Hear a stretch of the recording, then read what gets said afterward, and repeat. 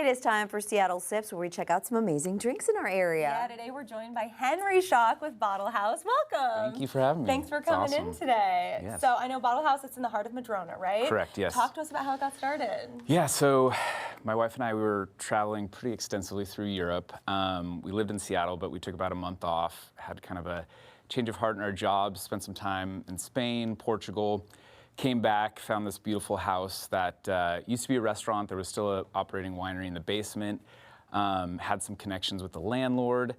They said, come up with a concept, and so we did. At the time, Seattle really didn't have like a wine bar, like a true wine bar. So we wanted to open up a place in a beautiful neighborhood that we loved that offered awesome wines, both focus on local, domestic, as well as like European classic wines. And from there, it's been 13 years. Wow. Which is crazy. I know it doesn't happen often in Seattle, but yeah, congratulations. Thank you. On that. Yeah. It's crazy. Yeah, it's crazy. Now, you do have a revolving menu of these curated wines. Yep. So did your travels sort of inspire where you get this wine from? Yeah, a little bit. I think, my wife and I do travel quite a bit, so we are like tapping wineries, checking out different wine regions, both locally and through Europe and other places. But I would say, a lot of tasting happening. We have a very specific style. I know like natural wine is like a big kind of buzzy thing. We've been pouring minimal intervention or like natural wines since, the beginning. Natural wine wasn't really a thing when we first opened. So our goal when we first started was like, let's tap our local producers, also find producers that are making wine very like classically made, like European style. And then of the European wines that we try, we want to make sure that they're following like a similar ethos of like natural and minimal intervention. So that was our kind of stance. I mean, this has just been We have some tempting us frosé right here. Yes. Yeah. Try? Cheers, guys. Yeah, it's a good start to the summer. So this is our frosé. We're actually one of the first in Seattle to launch it. Oh my gosh. But I think the slushy I needed today. Yeah. Goal for frosé always is like we always have a rosé that we feature because we want it to taste like rosé. Yeah. So what we do is we, pick a rosé. We're always like talking about the rosé that we're using. We sweeten it to get like the slushy crystals with a little like strawberry simple syrup, but then we add acid back into it in the form of lemon juice to brighten it up. Because I know like a lot of frosés out there, they can be like very sweet, very cloying, and our goal is like, let's try to make it as rosé tasting as possible, not just like a sweet little treat. But it is really nice. Really good. Yes, it is. I mean, and is this only rosé, or is there also a liquor in here? No, just beautiful. rosé. Yeah. I had one before that had gin in it, and I was not warned. Yeah. Well, so that's good to know. We have a really cool patio and deck, and it's like it's kind of our thing. Like Bottlehouse and Madrona like truly lightens up in the summertime. So a couple of these is a good place to start. Little cheese, little charcuterie, and then I saw some like twinkling lights when I was looking at pictures too. Yeah. It's a super magical place. It's in an old house, and very rare that you see something like that in Seattle these days.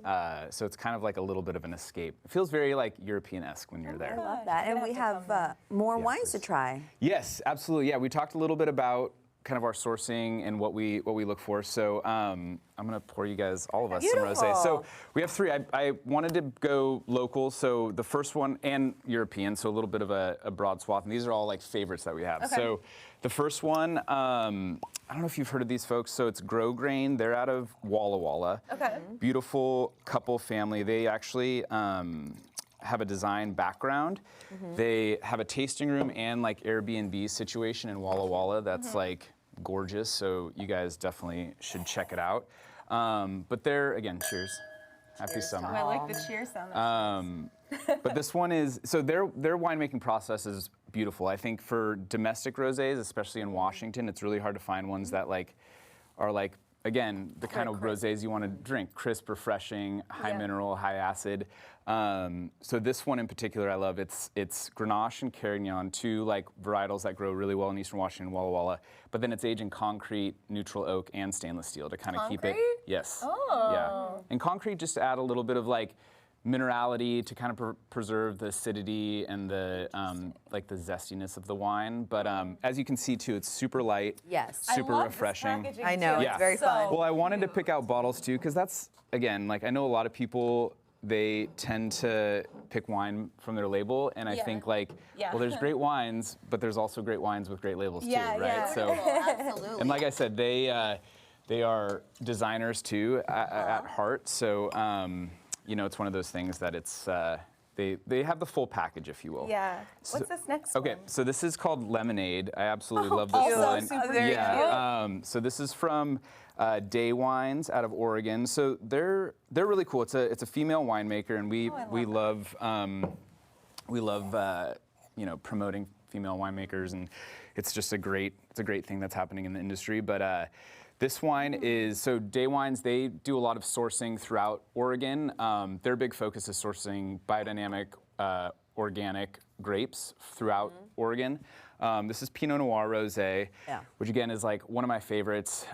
Sancerre Rosé out of France is probably like my rosé of choice, but this one drinks very familiar to that. And again, I really love what they do, and again, their label's beautiful. It almost tastes like a little grapefruity to me too. It does. I It love has that citrusy feeling. Yeah, I think that and again, that's what's so great about wine too, and labels. It can inspire. So you taste the wine, you're like, oh my gosh, Is it like lemon? Yeah, it tastes a little bit like lemonade. Okay, so the last one, this one's super fun. This is always like a popular one. We have this rosé event. It actually is this Saturday, sold out, unfortunately. It usually does sell out. For you, though. We've been doing it for 10 years now. It's really the kickoff to our Summer of Rosé, which is basically an event we host, or event we have all summer long. So basically it just means you can come to Bottlehouse, have like a bunch of rosés open at any time, get to explore different rosés. It's never like we have one rosé open. It's like, come, try stuff. And they're also different, I think, is really the takeaway for me. Totally, I've loved all of these. I think the frosé is my favorite. Yeah. It's so good. Cheers to I'm that. definitely Well, ordering there's more. plenty. Okay. There's plenty, for sure. Henry Schock, thank you so much for coming in today. Glad to be here. This is awesome. Thank you, guys. We posted more info on our website, fox13seattle.com/studio13live. And coming